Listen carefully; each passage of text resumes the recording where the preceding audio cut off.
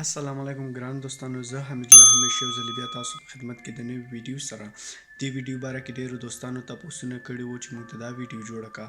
دا ویډیو په باره د ازیل د فرانسه کې څنګه یو کس کولی شي چې اقامت واخلي.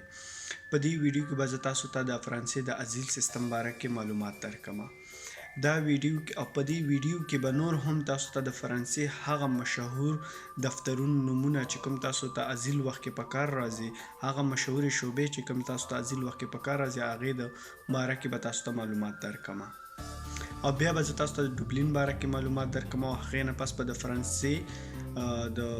اسنادونو باره کې معلومات درکم چې څو قسمه اسناد لري او کوم څه کولی شو چې هغه اسناد تر حاصل کړو. د ټولو نه وړاندې لومړی باید دا ووایو چې ازیل څه دی. ازیل هغه ته ویلی شي چې کله ته یو ملک خپل ملک پرېږدې او بل ملک ته راشې او هغې کې اقامت واخلې د څه مشکل د وجې نه چې مشکل درته نه وي او ته هم داسې کولی شي هم بل ملک ته لاړ شي، نو هغې نورې طریقې دي. دا صرف د هغه طریقه ده چې کله تا ته خپل ملک کې څه خطر وي او څه سیاسي یا څه اقتصادي بل څه خطر وي،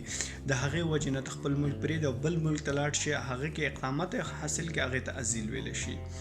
ازیل دپاره هر ملکونو به پخوا مختلف قسم قوانین، یو به یو قسم قوانین لرو، بل به بل قسم د مهاجرو دپاره قوانین لرو. بیا په 1951 کې داسې وشو چې ټولې دنیا ملکونو که هغه اسیایي و افریقایي و ټول کېناستل او دې باره کې یو قانون جوړ کړو چې کوم قانون د کنونشن جنیوا 1951 وایي. که تاسو غواړئ کوم ملک کې ازیل وکړئ او د ریفیوجي حقوق تر باره کې معلومات حاصل کړئ، نو همیشه کوشش وکړئ چې په ګوګل کې کنونشن جنیوا 1951 باندې ګوګل کې ولیکئ، تاسو ته به ټول معلومات د دې قانون راشي. دا صرف د مهاجرو دپاره دی او دې کې د مهاجرو ټول هغه قانون شته دی چې کوم قانون مثلا څنګه تا اسناد واخلي، اقامت تا ته څومره وخت پکار دی، هغه ملک چې کله تا ته اقامت درکړي هغې ملک کې ستا څه حقوق دي. د مهاجرو حقوقو باره کې دا قانون دی. دا هر کال یا هر کال هر میاشت هر وخت کې نوی کیږي، نو همیشه کوشش وکړئ چې دا جنیوا کنونشن جنیوا 1951 قانون همیشه وګورئ. ازیل شروع کیږي د ټول نه وړاندې په درخواست باندې چې تاسو کله غواړئ د اروپا اتحادیه ملک کې ازیل وکړئ، تاسو به لومړی درخواست کوئ، فارمونه به ډکوئ، هغې نه پس تاسو ګوتې اخیستل کیږي. د ګوتو باره کې زه تاسو ته وایم چې په 2003 کال کې اروپا اتحادیه یو سیستم جوړ کړو چې هغه کوم ته ایروډاک ویل شي. ایروډاک داسې یو سیستم دی په کوم کې چې د ټول د اروپا د غړو ملکونو مهاجرو ګوتې ثبت دي. چې کله تاسو غواړئ په یو ملک کې په اتحادیه ملک کې ازیل وکړئ، نو هغې کې تاسو نه فنګر پرنټ اخلي. بیا که چېرته غواړئ تاسو هغه ملک کې ازیل ونه کړئ او بل ملک ته لاړ شئ ازیل وکړئ، نو هغې ته ډوبلین پروسیجر وي. مثلا تا په 2 ملکونو کې د پناهندګۍ درخواستونه ورکړي، یو په اول ملک کې بیا په دویم ملک کې. نو دویم ملک تر د حادثو حق نه لري چې ستا پناهندګي یا ستا ازیل اسناد قبول کړي څو پورې چې اول ملک نه ستا د ګوتو معافی نه وي راغلي. چې کله هم تاسو ګوتې په یو ملک کې ولګوئ او هغه اول خو کوشش وکړئ هغه ملک کې پاتې شئ، او که څه مشکلاتو وجې نه ستاسو هغه ملک خوښ نه وي او تاسو ځئ، نو په یاد کې ولرئ چې د 18 میاشتو نه تر 21 میاشتو پورې ستاسو دوسیه حکومت ته نه جمع کیږي څو پورې تاسو ډوبلین ختم شوی نه وي. زما یو بله ویډیو د ډوبلین باره کې دا چې ډوبلین څنګه کله چې ډوبلین وخت پوره شي باید څه وکړو، چې که ډوبلین شو باید څه وکړو، هغې باره کې یو بله ویډیو ده، هغه تاسو وګورئ. هغې باره کې به ډوبلین باره کې تاسو ته ټول معلومات درکړي.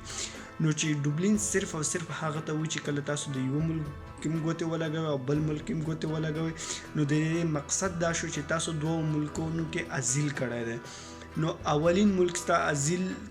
چې تر د څو پورې ختم نه کړي او دویم ملک ستا ازیل قبلولی نه شي، نو بیا چې کله تاسو ډوبلین شئ، بیا هغه ملک چې کوم ملک کې تاسو ډوبلین شولی ګوتې مې پکې ولګولې، هغه بیا د اولین ملک نه پوښتنه کوي چې دغه فلان کس راغلی دی، موږ د ازیل قبول کړو که نه. کچیرته هغه د ستاسو ازیل قبول کی او ورته ووایي چې او تاسو د ازیل قبول کوي نو دویم ملک بیا تاسو ته نارمل ریسیپیسي درکوي یا نارمل اوسېدو اقامت درکوي او کچیرته ورته ووایي چې نه مې قبلوه بیا هغه ملک تاسو واپس ډیپورټ کوي. مثلا تاسو همیشه هغه ملک حق لري چې تاسو په کور نه بوزي تاسو هر ځای نه بوزي نو کوشش وکړئ چې اول خپلې ګوتې چې مو په کوم ملک کې ولګولې هغه ملک کې اقامت واخلئ چې په بیا ډوبلین د پروسیجر نه ختم شي او کني بیا 18 میاشتو نه تر 21 میاشتو پورې د ډوبلین پروسیجر وخت نیسي تاسو دوسیه هیڅ کلم حکومت نه قبلې چې 18 میاشتو نه تر 21 میاشتو پورې به تاسو ډوبلین کې پراته استه هغې نه پس تاسو دوسیه حکومت بیا ګوري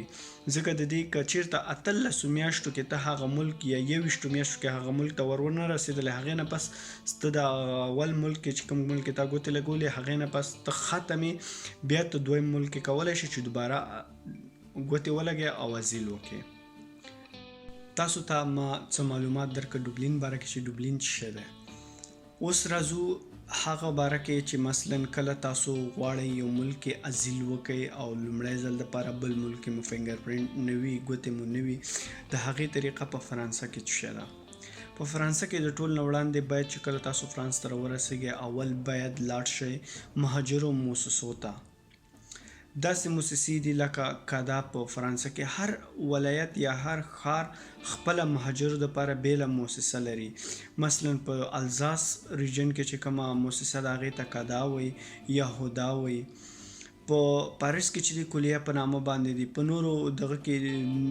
ښارونو کې د بل شي په نامه باندې به خو هر ښار چې دی خپله مهاجرو دپاره بیله موسسه لري چې په کوم کې اسسټنټ سوسیال وي. اسسټنټ سوسیال څوک دی؟ اسسټنټ سوسیال هغه کس دی چې ستاسو تر د قبولۍ پورې ټول اسنادونه که تاسو حکومتي ادارو کې څه مشکل لرئ هغه درته حل کوي. هغې ته موږ اسسټنټ سوسیال وایي. د حکومت د خوا نه هر چا دپاره یو مشخص کس هغه ورکول کیږي چې کله تاسو لاړ شئ او هغې ادارې ته ورشئ چې په مهاجرو دپاره جوړې شوي دي په هغه ښار کې هغوی به تاسو ته اول پرفیکچر کې اپوینټمنټ واخلي. اپوینټمنټ ته دلته غندیو وایي چې کله تاسو ته اپوینټمنټ واخیسته تاسو به هغه اپوینټمنټ ته ورځئ پرفیکچر ته. پرفیکچر وایي یو ولسوالۍ ته هغه پرفیکچر بیا تا ته کارډ هم درکوي. پرفیکچر تا ته د اوسېدو اقامت هم درکوي. پرفیکچر تا ته هر څه درکوي. نو چې کله تاسو پرفیکچر ته لاړلې پرفیکچر کې یو بیل بخش دی په اول ځل دپاره چې کله تاسو ورځئ هغه ځای د مهاجرو دپاره بالخصوصا جوړ شوی وي. هلته تاسو ورشئ هلته تاسو ګوتې ولګوئ چې کله مو ګوتې ولګولې هغې نه پس تاسو ته ریسیپیسي درکوي د 1 میاشتې اوله د 1 میاشتې ریسیپیسي وه بیا د 6 میاشتو وه اوس د 9 میاشتو لکه چې ده اوس تاسو ته د 9 میاشتو ریسیپیسي درکوي. ریسیپیسي یو کارډ وي یو ورقه وي چې په کوم باندې تاسو کولی شئ 9 میاشتې په فرانسه کې واوسیږئ. په دغه 9 میاشتو کې به تاسو خپل کیس هر څه د ازیل اوفرا ته لیږئ. اوفرا باره کې به وروسته تاسو ته معلومات درکړم چې اوفرا څه ده. اوفرا یو عدالت دی یو غټ ځای ده چې کوم تاسو ته اسناد درکوي. نو اوفرا باره کې به وروسته معلومات ورکو. اوس چې کله تاسو ته کیس درکو کله تاسو ته ازیل درکو هغې نه پس به واپس تاسو راځئ خپل سوسیال ته به چې کوم ریسیپیسي درکړې ده هغه به ورکوئ. کیس اسناد کوم درکړي دي هغه به ورکوئ. ستاسو اسسټنټ سوسیال چې کومه یوه ده هغه به تاسو ته اوفي دپاره ډیمانډ کوي. اوفي کې یو بخش دی آتا یو هغه د بخش دی چې تاسو ته پیسې درکوي. مثلا تاسو کور ونه لرئ تاسو ته د کور دپاره پیسې درکوي چې تاسو دلته فرانسه کې اوسیږئ خوراک وکړئ ځکه چې فرانسه کې کله هم تاسو ازیل وکړئ تر د څو چې ستاسو کار قبول شوي نه یاست اسناد مو نه اخیستي تاسو د کار حق نه لرئ. اتا بیا اوفي یو موسسه ده چې کوم تاسو ته ازیل خلکو دپاره کور ورکوي حاضل خلکو دپاره پیسې ورکوي. ازیل خلکو دپاره نور اصول لکه انشورنس ملدي شوله چې کله تاسو مریض شئ د هغې ټول معلومات هر څه چې اوفي ته درکوي چې کله هم تاسو وغواړئ خپل ملک ته واپس په خپله خوښه باندې لاړ شئ هغه هم اوفي درکوي. اوفي یو په هر ولایت کې غټو ښارونو کې خپله اوفي دفترې دي. اوفي دفتر ته تاسو مراجعه کوئ به چې کله تاسو سوسیال ته خپل اسناد هر څه ورکړه دا ټول کارونه درته هغه کوي. بیا تاسو ته هغه اسسټنټ سوسیال یو ادرس درکوي هغه ادرس به تاسو هر هفته چک کوئ چې تاسو ته پرفیکچر نه خطونه راځي، تاسو ته د اوفی نه په خطونه راځي، تاسو ته انشورنس ملدی نه په خطونه راځي، تاسو ته اوفپرا نه په خطونه راځي. خو چې کله تاسو دغه وکئ ازیل وکئ هغې نه پس 10 ورځې یا 15 ورځې تاسو وخت لرئ چې تاسو اوفپرا ته مراجعه وکئ، خپل کیس ولېږئ. چې کله تاسو اوفپرا ته خپل کیس ولېږه نو هغې نه پس به تاسو پسې د اوفپرا نه جواب راځي د انټرویو چې ستاسو په پلانکي وخت کې په پلانکي ټایم باندې انټرویو ده. چې کله تاسو انټرویو ورکړله هغې نه پس به تاسو جواب ته منتظر اوسئ. جواب نیسي 3 میاشتو نه تر 9 میاشتو پورې جواب وخت نیسي. تاسو ته چې کله که چېرته جواب منفي راغی، مثبت جواب درته راغی، نو تاسو کولی شئ که چېرته بیا سندیا CNDA سندیا په نامه باندې یو ځای دی، هغه ځای ته دوباره کولی شئ چې درخواست وکړئ او تاسو کیس دوباره وکتل شي. مثلا کله درته اسناد در نه کړي او څه وجې نه ستاسو رد شي درخواست، پناهندګۍ درخواست مو رد شي، تاسو ته سندیا یو قسم کمیسیون دی لکه کوق ناسیونال د دغوای غفیجي په نامه باندې دی سندیا. سندیا بیا تاسو ته دوباره تاسو کولی شئ کمیسیون ورته وي دلته هغې ته دوباره اپلای وکړئ او تاسو ته ستاسو کیس دوباره د سره وکتل شي او بیرته اسناد درکړي. او که چېرته تاسو ته اسناد راغله نو بیا که چېرته تاسو ته جواب چې دی هغه پازیټیو راغی نو بیا تاسو کولی شئ هغې نه پس چې پلمپا دلته چې کوم خلکو ته کار پیدا کوي هغې ته اپلای وکړئ. پلمپا نه بعد کف دی چې کوم تاسو ته الوکاسیون فامیلیل ورته وایي چې کوم پیسې درکړي هغې ته کوم اپلای وکړئ. کف نه بعد لوجمو سوسیال ورته وایي، کولی شئ تاسو ته اشلم دلته اشلم په نامه باندې یو کورونه دي چې کوم تاسو ته مشخص خپل کورونه یي لکه TF2 TF3 چې څو پیسه غواړئ څومره غټ کور غواړئ هغې دپاره اپلای وکړئ. او هغې نه پس بیا تاسو کولی شئ انشورنس ملدي ته چې یو نمبر درکوي هغه ته سکیورټي سوسیال ډیفینیټیو هغه بیا تاسو ته یو کارت درکوي چې هغه باندې تاسو ټول فرانسه کې مختلف قسم دوايانې استعمالولی شئ، مختلف قسم دوايانې فری اخیستلی شئ. ستاسو د اپریشن یا د هر شي دوا چې مرض چې هغه فری کیږي نو هغه بیا تاسو. دا خو څه معلومات د ازیل باره کې. اوس راځو پرفیکچر باره کې معلومات ته. په ټول فرانسه کې هر یو ریجن کې یو پرفیکچر وي. په فرانس کې 101 پرفیکچر دی. اصلي ورته وي پرفیکچر په فرانسوي ژبه کې، خو په انګلیش کې ورته پرفیکچر وایي، خو موږ او تاسو ورته پرفیکچر وایو په فرانسوي ژبه کې. په فرانس کې جمله پرفیکچر چې دی 101 دانې دي. د پرفیکچر ذمہواری دا ده چې تاسو ته آیډنټیټي کارت درکړي، ریزیډنسي پرمیټ درکړي، ډرایوینګ لایسنس درکړي یا نیشنلټۍ دپاره تاسو اپلای وکړئ، خپله دوسیه ورسره جمع کړئ، موټرانو رجسټریشن درکوي. مثلا کښت غیز ورته وایي، تاسو کله بیا دغه موټر اخلئ یا دغه کوئ نو هغې سره کښت غیز وي هغه کوي. دا د پرفیکچر مسؤلیتونه دي. او چې هر کال تاسو کله هم غواړئ کارت بدل کړئ چې مثلا ستاسو کارت قبول شوی استئ، مخکې خو به چې و 1 کلن کارت به ورکاوه او ریفیجي دپاره به 10 کلن و.